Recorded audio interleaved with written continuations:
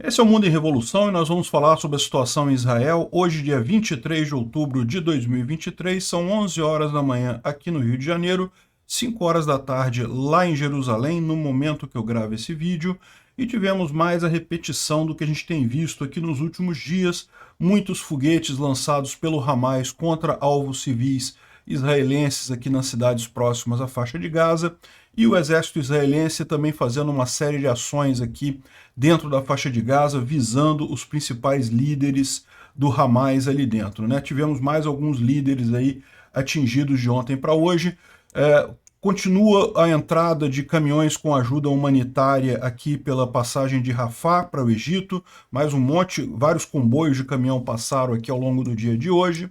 E aqui no norte do país também houve uma certa diminuição nos confrontos aqui, mas ainda tivemos mais terroristas do Hezbollah mortos também pelas ações aqui no norte de Israel, né? Israel também bombardeou novamente os aeroportos de Damasco e Alepo, na Síria, para evitar o uso dessas pistas de pouso para envio de armas para o Hezbollah.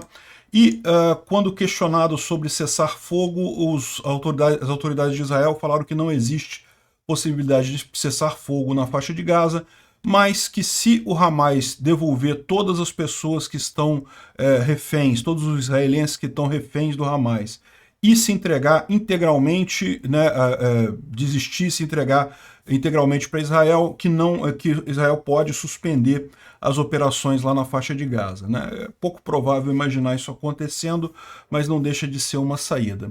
E, bom, Israel está muito preocupado com a questão da imprensa internacional, que é muito rápida em acreditar nas histórias dos palestinos e é muito questionadora quando tange a tudo que se refere a Israel, né? A gente falou sobre isso não apenas no caso do hospital de Al-Ahli, mas também no caso da Igreja Ortodoxa. Teve várias outras coisas também que a imprensa, rapidamente, a imprensa internacional acredita em qualquer coisa que fala o grupo terrorista do Hamas, mas não acredita em Israel. E então eles organizaram para as jornalistas assistirem imagens que são confidenciais nesse momento sobre os ataques feitos pelos terroristas lá no dia 7 de outubro, né, o primeiro ataque do Hamas. Realmente coisas absurdas, a gente vai falar sobre isso. E tem também duas outras pessoas que colocam um ponto interessante nessa história sobre por que a mídia tradicional é tão rápida em acreditar nos palestinos, e ela se refere a um apego que a mídia tradicional tem à figura de autoridade, né? Então, a mídia tradicional não gosta muito de fazer, como eu faço aqui, que é buscar boas contas de Twitter que trazem informações, que trazem coisas concretas. Ela prefere acreditar em autoridade. E o fato é que existe uma rede de autoridades pró-palestinas no mundo todo, principalmente dentro das universidades, o que acaba facilitando esse tipo de coisa. Vamos entender esse assunto, porque tem alguns pontos ali que eu achei bem interessante do que o pessoal está colocando. Ou seja, a coisa estaria ligada. Esse erro da mídia tradicional não é devido a eles fazerem de propósito, é porque justamente eles buscam alguém com autoridade, e as pessoas com autoridades, e principalmente nessa área, acabam sendo pró-Palestina. Vamos tentar entender esse negócio, né? Vamos falar sobre esses e outros assuntos em detalhes. Essas notícias foram sugeridas por Ancap Uai, Ministro Pastoso soltando um Barroso e várias outras pessoas. Obrigado aí a todo mundo que sugere notícias lá no nosso site, o visãolibertaria.com. Obrigado a você que está assistindo o nosso vídeo. Se você gosta do nosso conteúdo, por favor, não esqueça de deixar o seu like e de se inscrever aqui no canal, né? Pois bem, as brigadas Al-Qassam, que fazem parte do Hamas, né, estão dizendo que conseguiram conter um avanço de veículos blindados israelenses na cidade de Khan Yunis, aqui na parte sul de Gaza, né? Eles dizem que destruíram dois tratores do exército israelense e um tanque, depois que eles passaram ali, avançaram na faixa de Gaza vários metros, mas não tem nenhuma evidência disso, apenas eles falando, então provavelmente é falso essa informação.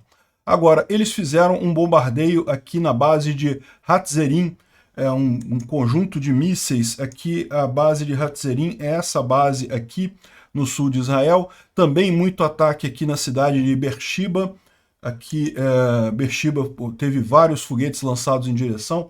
Então, isso aqui eles continuam fazendo, né? Lançar foguetes contra cidades próximas. Esses dois casos aqui eu estou trazendo só um exemplo, mas teve Beersheba, teve Ashkelon, teve outras cidades também com foguetes sendo lançados pelo Hamas, né? Agora, da mesma forma, os israelenses também responderam com ataques dentro da faixa de Gaza, ataques visando lá as instalações do próprio Hamas.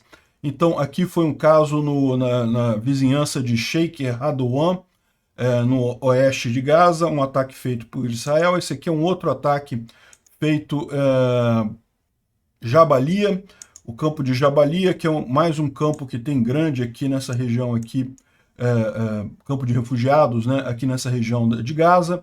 A brigada de Martes da Al-Aqsa, né, lançou um aviso dizendo que mais um dos comandantes lá, da FER, Ahmed Hamis Abu Yunis, ou Abu Hamza, acabou de ser morto também num ataque israelense ali na faixa de Gaza. Então, mais um comandante desses terroristas palestinos ali na região foi morto, né? Aqui também, na Cisjordânia, a polícia de Israel tem feito várias operações ali. A situação é mais calma aqui na Cisjordânia, tá? Mas ainda tem uma série de revoltas de palestinos ali. E aqui na cidade de Hebron, a polícia conseguiu prender uma série de radicais islâmicos que estavam ali na região, foram levados para prisão lá no exército israelense, né? E também fizeram ataques no norte, então aqui mais uma vez as forças israelenses atacando alvos do Hezbollah lá no norte do país, ou no sul do Líbano, né? Eles alegam que destruíram vários pontos ali de uma célula terrorista na borda sul do Líbano. O Hezbollah anuncia que mais um de seus membros acabou morrendo, então desde o início dos conflitos com Israel é o número 27, então continuam aqui no norte de Israel os conflitos com o Hezbollah, e os guerreiros do Hezbollah continuam morrendo, embora ainda seja um número pequeno nesse momento, né? Aqui é uma imagem sobre o ataque que o Hezbollah teria feito com mísseis antitanques em algum lugar ali do sul do Líbano ou norte de Israel, e parece que eles dizem que isso levou à morte entre os israelenses, ou seja, alguns soldados israelenses teriam morrido nesse ataque do Hezbollah, né? Não temos confirmação disso. Bom, na fronteira sul ali com o Egito, da faixa de Gaza, hoje passou mais vários comboios aqui de caminhões com ajuda humanitária entrando no sul da faixa de Gaza. Segundo informa aqui essa fonte árabe, um quarto comboio cruzou do Egito para a faixa de Gaza. Esse é o terceiro dia que eles abrem ali a passagem para comboios. Então eu estou entendendo que um dia teve mais de um comboio, né? O primeiro dia, vocês lembram, foi um comboio de 20 caminhões, depois eles fecharam a porta. Imagino que no segundo dia teve 2 comboios, talvez, ou hoje teve 2 comboios, então o quarto comboio passou, levando principalmente suprimentos médicos e alguns caminhões com comida. E, de novo, segue a mesma preocupação que não há uma revisão desses caminhões, ou seja, se o pessoal está entrando com arma lá, está entrando, né? Não tem o que fazer. Também o Crescente Vermelho, né, que é o equivalente da Cruz Vermelha dos muçulmanos, ele está falando aqui que chegou um total de 34 caminhões com apoio a partir do Crescente Vermelho egípcio, né? Então, uma quantidade substancial de ajuda que está entrando lá na faixa de Gaza. Tem algumas imagens aqui de caminhões entrando ali pelo portão de Rafah. Então, aqui, por um acaso, justamente um caminhão do Crescente Vermelho ali atravessando ali na região, né? Então, essa é a preocupação. Esperamos que seja só ajuda humanitária mesmo, né? Bom, a Força Aérea Israelense atingiu novamente os aeroportos de Damasco e Alepo, na Síria, né? Vocês sabem, a Síria aqui no norte, basicamente é terra sem lei aqui, está tendo uma guerra civil com um monte de facções aqui. Algumas dessas facções são apoiadas pela Rússia e pelo Irã, então é uma preocupação muito grande de Israel que o Irã pode usar esses aeroportos aqui para descarregar armas próximo da fronteira de Israel, ajudando aqui o Hezbollah. e até o próprio Hamas, né? Então, e lógico, quando você bombardeia uma pista de pouso, o pessoal pode ir lá e pode consertar a pista de pouso de novo, né? O buraco faz na pista, você vai lá, bota concreto e tampa o buraco e a pista está funcionando de novo. Então essa já é a terceira ou quarta vez que Israel bombardeia as pistas desses aeroportos, porque justamente eles ficam acompanhando. Quando o pessoal consegue arrumar a pista direitinho, eles vão lá e bombardeiam de novo para não poder ser usado o aeroporto. Tanto o aeroporto de Damascus, quanto o aeroporto de Alepo, que fica mais aqui no norte da Síria. Infelizmente, o pessoal continua tendo acesso a alguns aeroportos que estão sob controle da Rússia, né? A Rússia também apoia aqui o governo da Síria, do Bashar al-Assad. Então, alguns aeroportos Israel não bombardeou ainda por estar em controle da Rússia, né? Enfim, essa é a situação aqui na Síria. Bom, tem uma pressão muito grande de grupos internacionais pedindo um cessar-fogo na faixa de Gaza, né? E eu não sei por que esse pessoal está pedindo cessar-fogo, porque não começou ainda a ação, né? Por enquanto, Israel está só fazendo a preparação para a ação. A ação ainda vai vir ainda, vai ser bem pior do que está acontecendo agora, né? Mas o pessoal já está pedindo cessar-fogo, não sei o que lá. É lógico que não vai acontecer isso. O oficial israelense disse que não vai haver cessar-fogo em Gaza.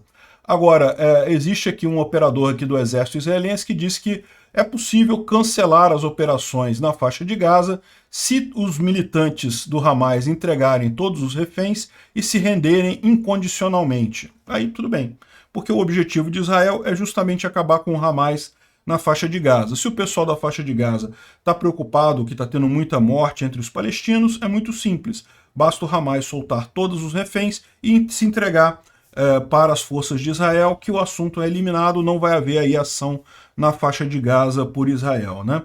É lógico, eles não estão nem aí, o Hamas quer continuar existindo, quer continuar oprimindo o pessoal palestino na faixa de Gaza, quer continuar fazendo terrorismo contra Israel, então eles não vão se entregar.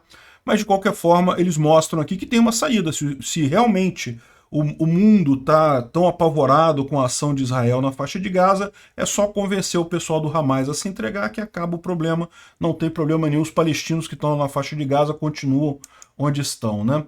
E outra coisa que o exército israelense colocou é justamente que a forma como será feita a operação no solo na região de Gaza pode ser alterada se a diplomacia dos reféns conseguir se resolver, né? Ou seja, pode ser que Israel mude a forma como vai fazer a coisa, dependendo de como o Hamas tratar os reféns ou liberar os reféns e coisa e tal.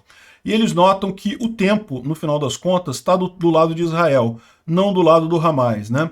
A cada vez mais, cada dia que passa, Gaza fica mais na miséria, né? Mais isolada e coisa e tal, agora que não pode entrar nem sair nada lá, só ajuda humanitária.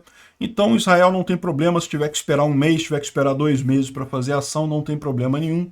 Mas o que eles estão dizendo aqui é que se o Hamas quiser soltar os reféns, a coisa pode ficar um pouco mais leve para o lado deles, né?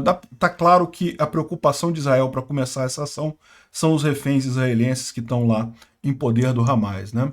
O Instituto para Estudo da Guerra traz as informações aqui, como a gente já passou, que continua os ataques da milícia palestina e também de Israel dentro da faixa de Gaza, também alguns conflitos lá na Cisjordânia e também lá do Hezbollah. O Hezbollah conduziu 17 ataques no norte, né?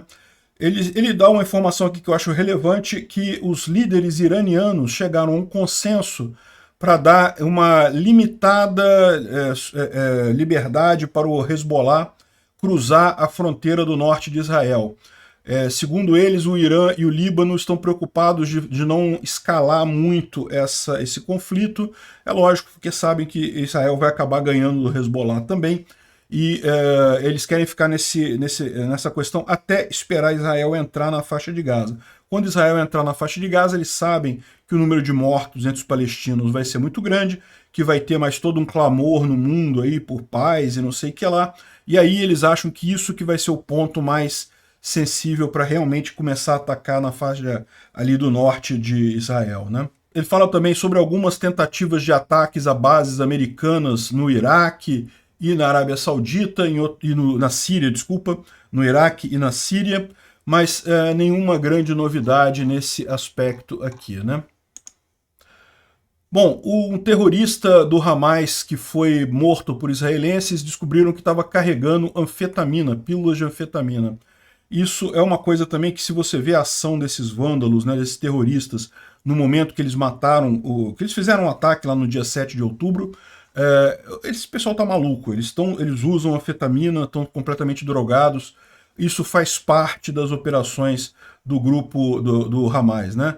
Como todo grupo terrorista, tem ligação com o narcotráfico, tem ligação com a esquerda. É o mesmo padrão aqui do Brasil, né?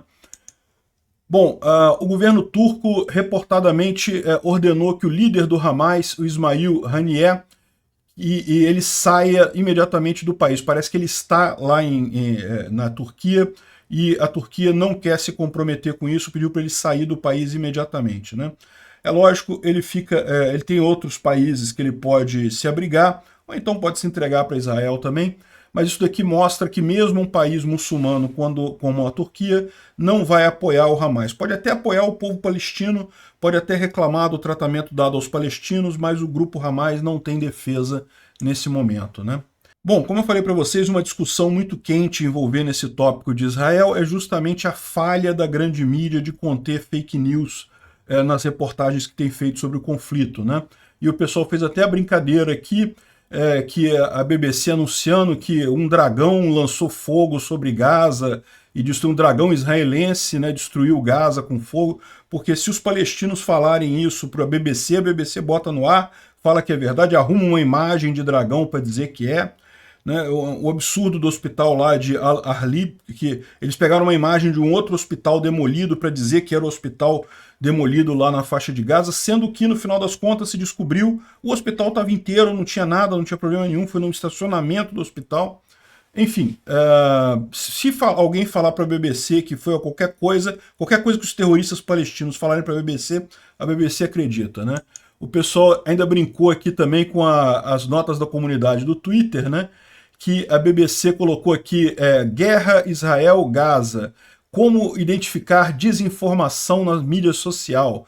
Aí o pessoal adicionou o contexto, olha só, a BBC, ela própria, recentemente teve que pedir desculpa por compartilhar desinformação sobre protestos pró-Palestina e coisa e tal. Teve várias evidências disso. A gente fala aqui do hospital Al-Ahli e daquela igreja ortodoxa grega que a BBC disse que teria sido atingida e no final se verificou que era mentira, que não foi atingida, mas teve vários casos desse de desinformação e todos eles seguem o mesmo padrão. A BBC e outros outlets de mídia acreditam prontamente no que falam os palestinos, né? E, inclusive, para tentar conter esse tipo de coisa, os israelenses prepararam uma sessão de cinema com proibido levar celular nessa sessão, para ninguém gravar. A preocupação dos israelenses é justamente a privacidade das vítimas, né? Porque as imagens são extremamente gráficas. E aí centenas de jornalistas e fotógrafos de companhias de mídia de todo mundo foram lá no filme, assistir a um filme de vídeos sobre os ataques cometidos pelo Hamas, né? Esses vídeos foram tirados de várias fontes, câmaras corporais, algumas vestidas pelos terroristas, câmaras de vigilância, pessoal de emergência, né? Enfim, dá para ver vários jornalistas visivelmente chocados com o que foi visto ali, com o que aconteceu, né? E o J. Corfino fala aqui, basicamente, algumas coisas que aconteceram, que ele viu ali. Evidentemente, ele disse que as autoridades de Israel não permitiram que fosse nada gravado, que não vão divulgar esses vídeos, apenas para os jornalistas, como uma forma de sensibilidade, né? Para o pessoal perceber que não, que esse pessoal do Hamas não é vítima, não. Esse pessoal do Hamas é o agressor nessa história, né? E aí ele fala aqui que um terrorista do Hamas, gritando Allah Akbar, freneticamente tentava tirar a cabeça de um homem morto com uma pá. Um pai com 2 filhos entre 7 e 9 anos, correndo para tentar salvar suas vidas, entraram no que parece ser um porão ou um abrigo antibomba, e o terrorista do Hamas jogou uma granada dentro do abrigo, matando o pai e ferindo muito os 2 garotos, que depois correram de volta para dentro da casa. Os terroristas do Hamas entram numa casa onde havia uma pequena garota tentando se esconder debaixo da mesa, e depois de conversar alguma coisa, eles atiram nela, e ela, quando ela está debaixo da mesa, e a garota devia ter entre 7 e 9 anos de idade. Várias pessoas mortas numa estrada depois do Hamas executar elas em carros e gritando Allahu Akbar. Enfim, várias cenas que ele descreve, que ele continua descrevendo mais aqui embaixo, mas vocês entenderam a coisa, né? Foi uma brutalidade absurda. E, de novo, se você achar assim, não, mas estavam lutando contra israelenses, não, eles mataram árabes, mataram cristãos, mataram gente de todas as religiões que estavam ali naquela região, né? Ou seja, não tem nenhuma lógica religiosa, nem de luta pelo povo palestino, nada disso. Foi puramente terrorismo, puramente antissemitismo, puramente visando Israel no caso, né? Então, um absurdo completo o que o grupo Hamas fez. Eu espero que isso aqui tenha sensibilizado um pouco os jornalistas, né? Mas tem uma coisa interessante aqui que o John Byrne Murdoch ele fala aqui sobre essa questão de que por que a mídia acredita tão rapidamente na propaganda do Hamas, né? Eu já falei para vocês a minha opinião. Seja por que motivo for, a profissão de repórter, de jornalista, é tomada por gente da esquerda. Eu não sei se as universidades têm um viés muito forte de esquerda nessa profissão, se isso atrai o tipo de pessoa que costuma ser mais socialista, que tem mais essa visão de coisa, ou se todo jornalista é um fracassado no final das contas, e daí, como fracassado, fica nessa ideia de socialismo, vamos dividir tudo, né? Já que eu não tenho nada, vamos dividir tudo aí. Enfim, eu não sei qual é o motivo por trás de tantos jornalistas tenderem para a esquerda, mas quando você observa a coisa, eu não tenho dúvida nenhuma que existe essa tendência, né? Mas aí ele levanta aqui uma outra alternativa, né? Uma outra forma de ver a coisa que eu achei curioso, eu acho que vale a pena entender isso daqui, né? E ele fala aqui que, por exemplo, porque grandes partes da mídia mainstream continua errando na situação de Gaza e Israel, e a mesma coisa aconteceu com a questão da Covid, né? Vocês sabem, todas aquelas medidas da Covid, isolamento social, máscara, que a Covid não tinha origem no laboratório chinês, tudo isso foi desprovado depois. A imprensa falou uma coisa, não pode sair de casa, não sei o que lá, depois teve estudo mostrando que era erro, né? Não começou no laboratório, não, depois eles tiveram que pedir desculpa dizendo que realmente o mais provável é ter começado no laboratório de Wuhan, né? Enfim, por que a mídia erra tanto nisso? De novo, a minha opinião eu já falei, mas a opinião dele eu acho que é interessante, é mais um ponto de vista aqui, e ele fala que justamente que falta entre os jornalistas a capacidade de OSINT, né? OSINT é Open Source Intelligence, ou seja, de você varrer essas contas da internet, né, e conseguir extrair informação dali. Isso é uma coisa que realmente requer algum cuidado, né, porque tem muita conta que não é confiável, tem muita gente de desinformação, tem muita gente que é empolgada, outras contas são mais cuidadosas, então até você saber realmente, você montar uma rede que você consegue extrair informações adequadamente na internet não é fácil. E ele fala que esse tipo de coisa falta na imprensa. A imprensa tipicamente espera uma fonte de autoridade, né? Então ele fala aqui que alguns jornais até têm alguma coisa parecida com o OSINT. O Washington Post tem um grupo de forense virtual, né? O New York Times, investigação visual e coisa e tal. Mas poucas têm no final das contas, né? E no momento que você tem muita informação saindo, se você não tiver uma capacidade de discernir e levantar essas informações e organizar isso a ponto de saber o que é falso, o que é verdadeiro e coisa e tal, você acaba ficando tendencioso para um lado, né? O resultado é que a maior parte das empresas de mídia hoje simplesmente não está equipada para determinar por elas mesmas o que está acontecendo em algumas das maiores histórias do mundo, ou não tem confiança de fazer esse tipo de pesquisa e acabam buscando uma fonte confiável, né? E por fonte confiável, por exemplo, quando diz autoridade palestina ou autoridade na faixa de Gaza, para o jornalista é uma fonte confiável, porque eles estão acostumados com, no resto do mundo, né, um país, se a estrutura do próprio país fala alguma coisa, eles tendem a ser a coisa verdadeira, né? Então eles acabam embarcando nisso, e aí o que acontece? Rapidamente na internet o pessoal já desmentiu a coisa, já apresentou a versão contrária, mas a mídia tradicional não está prestando atenção. ela vai com a matéria que ela vê com o argumento de autoridade. Alguma autoridade falou alguma coisa. E num ambiente dinâmico como a guerra, cara, um dia que você espera até a autoridade mudar de opinião, ou até surgirem outras autoridades com opinião diferente, simplesmente não dá, né? É muito mais dinâmica a coisa. E ele fala até que você, mesmo que você não tenha um time de OSINT dentro, existem organizações como a Bellingcat e a Airwars, que estão há mais de uma década criando esse tipo de coisa, que estão fazendo OSINT, né? Os jornais poderiam pelo menos criar o costume de observar essas fontes OSINT mais confiáveis, né?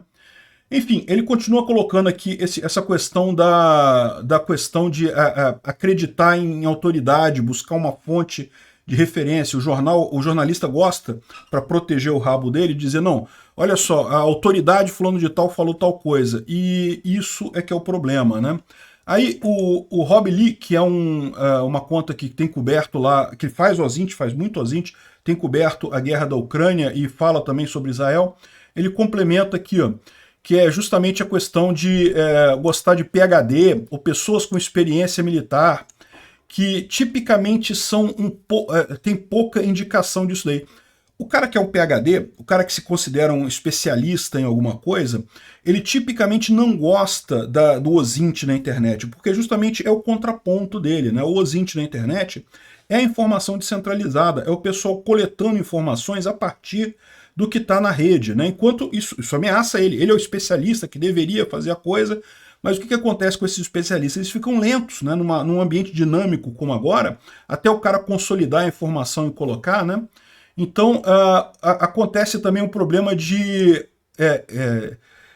a academia, né, esses PhDs, o pessoal especialista, acadêmicos com o assunto, eles acabam não entendendo, não sabendo lidar bem com a OSINT, ou de propósito preferem relegar isso para um segundo plano, né? Então, o pessoal ele fala aqui sobre o problema disso daí, né? E a gente vê isso aqui no Brasil. Muitas redes de televisão aqui preferem chamar ex-militares brasileiros ou militares brasileiros, pessoas que supostamente têm uma capacidade, né, uma expertise, tem um título para dizer que é especialista naquilo, e no final das contas acabam dando notícia totalmente furada, pontos de vista absolutamente sem sentido, né? E eu acrescentaria aqui uma outra coisa também, que é o fato de a própria academia, né, a própria faculdade também, tender muito para a esquerda, né? Ou seja, é mais um caso que eu não sei exatamente por que isso acontece, se todo professor de universidade é um fracassado e aí gosta de entrar nesse negócio, não, vamos dividir tudo aí, porque, pô, é socialismo, não sei o que lá. Só pode ser isso, eu não consigo ver outra alternativa ao fato de que tem muita gente na academia que é de esquerda, né? Enfim, acaba caindo na mesma coisa. Quando você pega o PhD em relações internacionais, ou não sei o que lá, você acaba trazendo um cara que é absurdamente atrasado, absurdamente com um ponto de vista errado, né?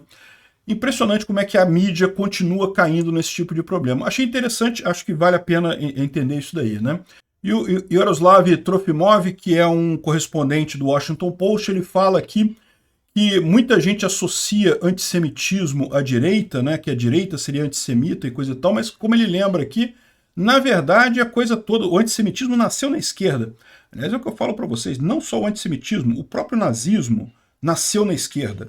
Depois você pode dizer que virou outra coisa, mas ele nasceu na esquerda, né? A origem dele toda é na esquerda. E o antissemitismo é isso daí também, é a mesma lógica de ser contra a burguesia, contra o grande capital e coisa e tal, que muita gente na esquerda encara justamente como sendo os judeus, esse grande inimigo, né?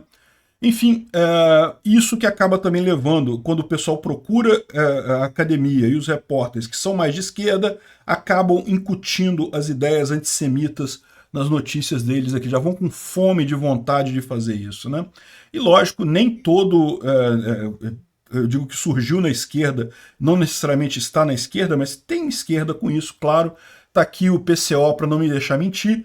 O pessoal gritou literalmente, isso aqui é um protesto pró-Palestina aqui no Brasil, em que o cara grita, viva o Hamas, fim do Estado terrorista de Israel. Olha só, de novo, eu discordo da posição dos palestinos, eu acho que a solução ali em Israel é um Estado só, Israel tem direito a tudo, inclusive Cisjordânia e faixa de Gaza, não tem esse papo. Mas eu entendo o argumento e coisa e tal, que tem que tratar com humanidade os palestinos. Também acho que a maior parte dos palestinos apoia o Hamas, então não tem que ter tanta pena assim de palestino. Mas um caso aqui, olha só, o cara está falando viva o Hamas, o grupo terrorista que matou um monte de gente, que fez um monte de atrocidade. É um absurdo completo isso daqui. Esse pessoal está descolado da realidade. E aqui para mostrar para vocês o absurdo que chega à imprensa tradicional aqui eles estão falando sobre aquele caso da Greta Thunberg, né, que ela fez umas placas apoiando a Palestina e coisa e tal. Até aqui, se você olhar essa imagem aqui, né, ela com as amigas dela pedindo a Palestina livre, dizendo que apoia Gaza e coisa e tal. Não falaram do Hamas, não falaram contra Israel, então aparentemente está tudo ok, né? Mas se você reparar, essa foto está meio cortada, né? O motivo pelo qual ela está meio cortada é porque a foto original é essa daqui, ó.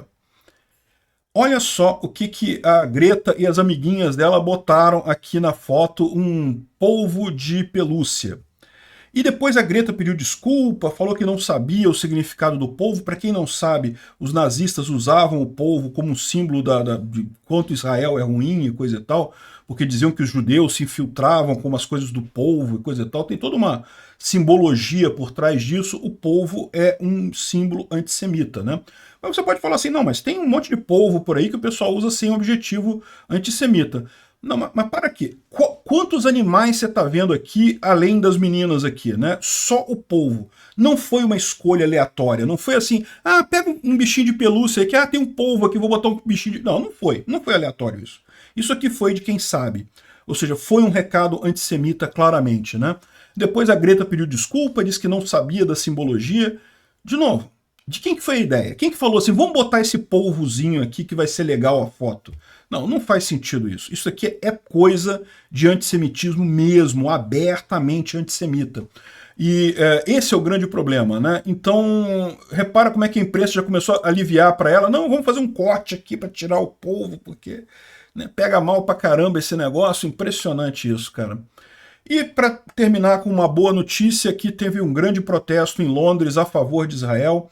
Por mais que tenha grandes protestos violentos, geralmente os protestos pró-Palestina são violentos, são cheios de quebra-quebra, os protestos pró-Israel são mais tranquilos, mas um protesto muito grande lá em Londres, que bom que o pessoal lá também está vendo esse tipo de coisa, né? E da mesma forma aqui do Brasil, da mesma forma que tem aqui uma meia dúzia de gato pingado aqui pró-Palestina do PCO, a gente já mostrou aqui alguns dias atrás, teve uma enorme manifestação pró-Israel na praia de Copacabana, aqui no Rio de Janeiro também, que bom.